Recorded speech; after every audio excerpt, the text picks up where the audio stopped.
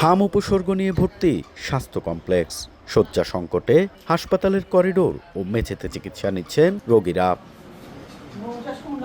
বান্দরবানের আলীকদম উপজেলার কুরুকপাতা ইউনিয়নের দুর্গম বিভিন্ন পাড়ায় বেড়েছে হামের প্রাদুর্ভাব। চিকিৎসার অভাবে প্রতিদিন বাড়ছে রোগীর সংখ্যা।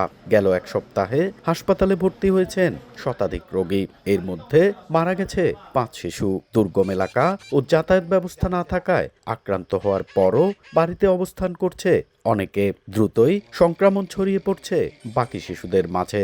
এখনও অনেক পাড়ার মধ্যে, যেমন আপনার নেপিউ পাড়া এবং মেনজম পাড়া, ওখানে বর্তমান এই হামরুকের আক্রান্ত অনেকজন রয়ে গেছে। এখানে কোনো চিকিৎসা পুরো পাই না, আর ডাক্তার তো আসেই না। পাড়ার ডাক্তার থেকে এই হাম বেরাম ওষুধ থেকে আমার কিনে নিয়ে আনছে।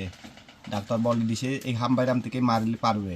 দুর্গম এলাকায় সেনাবাহিনী ও স্বাস্থ্য বিভাগের যৌথ উদ্যোগে অস্থায়ী মেডিকেল ক্যাম্প করা হলেও হাম নিয়ন্ত্রণে আসছে না। যোগাযোগ সমস্যার কারণে এমন পরিস্থিতি বলছে স্বাস্থ্য বিভাগ। আমাদের মেডিকেল টিম ওখানে কাজ করছে, তারা ওখান থেকে রোগীদেরকে সার্চ করে নিয়ে আসছে। যাদেরকে হাসপাতালে নিয়ে আসছে তাদেরকে আমরা চিকিৎসার আওতায় এনে যথাযথ চিকিৎসা করে আমরা সুস্থ করার চেষ্টা করে যাব। স্বাস্থ্য বিভাগের তথ্য মতে আলীকদম হাসপাতালে গত এক মাসে হাম উপসর্গ নিয়ে ভর্তি হয় 166 জন রোগী।